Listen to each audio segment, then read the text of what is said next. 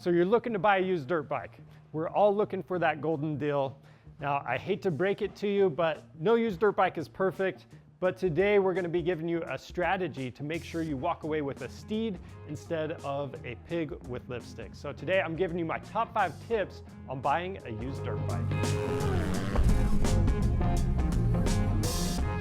Tip number 1 is check the maintenance. So this is where you can see if you can trust the seller and make sure they've done everything they said they did. Now with that, we're gonna be looking for major neglect. If things look like they're in between intervals, I'm not too concerned, but if it looks like something has never been done, that's cause for concern and I might walk away at that point. But first thing I wanna check out is the air filter. This is huge for engine longevity. So you either wanna pull your seat off or your cover, whatever you have. This one is nice and clean, it looks brand new, but it doesn't mean that dirt hasn't gotten past the air filter before. So I like to bring the nitro gloves. We're gonna pull the cover or pull the air filter out and look down in here. If this is caked with dirt, again, that's cause for concern. You probably have engine damage and the bike's probably not worth very much. I would definitely walk away if I saw that on a bike. Next, we're gonna check the coolant level. You wanna make sure the radiator is cool to the touch. Pull the cap, make sure the coolant is above the fins. If it's not, it means you either have a leak or the bike has been overheated. And if the coolant is low, it means the owner hasn't taken the time to top it back off. And who knows how long it's been ran like that. That's a definite red flag for me. Next, we're gonna check the engine oil level and condition. So with this, it can be done with a dipstick, a sight glass, or even a check bolt. It's gonna be different for every bike. I recommend looking that up ahead of time so you know what to do when you get to your bike. Now, all you're doing here is making sure the engine oil is not low, and if it's in good condition, it's gonna have a clear or golden brown appearance. Last, you wanna take a look at the chain and sprockets. So this isn't necessarily a deal breaker item, but it's something that normally wears through time and it can be expensive to replace. So what you want to do first is take a look at the chain, see if there's any binding spots where the chain is kinked up. If it's an O-ring chain, make sure you don't have any missing O-rings. Look for rust on the chain. And then to check for general wear on everything, chain and sprockets combined. If you go to the back of the sprocket, you can simply pull straight out. And if you see a third of the tooth or more showing, then it's time to replace everything as a set. So factor that in to the buying cost. Tip number 2 is to do a cold start. Now this is gonna give you an overall idea of your engine health. So an engine needs good compression to run well.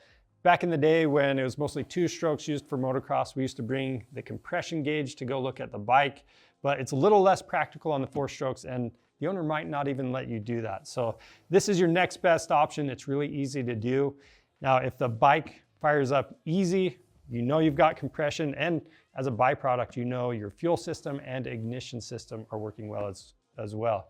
Now, if you feel the side of the bike and it's already warmed up, that's when you want to ask the owner of the bike, hey, does this have a cold starting problem? You can then gauge their reaction. Now to clarify, a cold start is referring to an engine that hasn't been started that day. It has nothing to do with ambient temperature. We're just checking to make sure the engine hasn't been warmed up already to help expose any weak points. Now you can always ask the owner to not start the bike before you get there. Unfortunately for us, our engine is cold. So our bike started right up, we know we're good, we've got good compression, and hey, as a byproduct, we know the fuel system's working and the ignition system. Now, if the bike just sits there and cranks over for a minute, it doesn't start up, again, that's a sign of low compression, and sometimes you'll notice with low compression that the engine actually turns over faster than a bike normally would. So those are your telltale signs of low compression, and at that point, you can either walk away or know that you're getting into a project bike. Tip number 3 is take it for a test drive.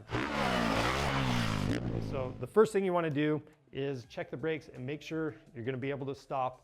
And then once you start going, you're going to make sure the bike runs good throughout the RPM range and that you don't hear any weird sounds. And you also want to shift through the gears, make sure it shifts smoothly and it doesn't jump out of gear. I also want to make sure the clutch isn't slipping. So I'm going to put it in a high gear, start at a low RPM, and then crack the throttle open.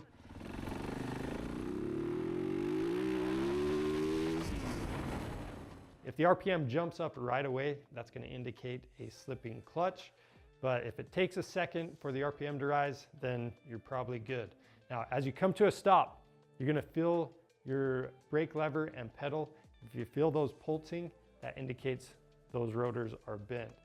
Now, last thing I'm going to do, once I come to a stop, I'm going to blip the throttle a couple times and look at the exhaust and see if I notice any blue smoke coming out. If you do, that indicates the top end needs some attention. Tip number 4 is check for leaks. So if any leaks were power washed off before your test drive, once you've ridden it, if they're bad leaks, they're going to show back up. So common places to look are around the valve cover, your countershaft seal, and I'm not really worried about minor things like that, but if you notice something like on your crankcase, if you've got oil coming out of the middle, that's a serious repair. That's something I would be concerned about. I'm also going to look at the suspension. So if you look at the forks and you've got oil on the sliders, you need to replace those fork seals. And we're going to do the same thing on the shock. So on the shock shaft, again, if you have oil on it, that's going to be a repair that's a little bit involved. So you want to talk to the seller about those and decide if you want to tackle those projects or not. Tip number 5 is check the chassis. So at the back of the bike, I'm going to sight towards the front and make sure my subframe is not bent. If you see tire marks on the exhaust, that's an indicator that the subframe is bent. Now, I'm also going to be looking at the frame. Now, this isn't super common to find cracks in the frame, but it's worth checking because if you find any cracks, it can be a real hassle to get that taken care of. I'm also going to check the rims for cracks. This is a little more common and it can cost you a little bit of money, so don't overlook that. We're also going to be taking a look at all of our bearings. We want to make sure they rotate smoothly and that there's no play in any of them. So you can rock your wheel, spin it, you can move the swing arm back and forth and up and down. If you notice any play, it's a good idea to have a friend take a look up in there and see which bearings are actually bad. Now, towards the front of the bike, I'm going to move these handlebars side to side. These are moving really smooth. If they hang up at any point or if it kind of clicks in when it goes to the front, that indicates that these bearings are bad.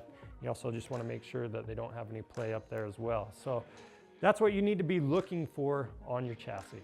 So there you have it. Those are my top 5 tips for buying a used dirt bike. If you have any questions or, hey, maybe you have some tips for someone else buying a bike, leave those down in the comments. If you need parts for your bike, we have that stuff on our website. And if you need more information on buying a used dirt bike, we've got a 2-part series that covers everything more in depth. Go check those videos out and subscribe to our channel while you're there. I'm Charles with Rocky Mountain ATV MC. Thanks for watching.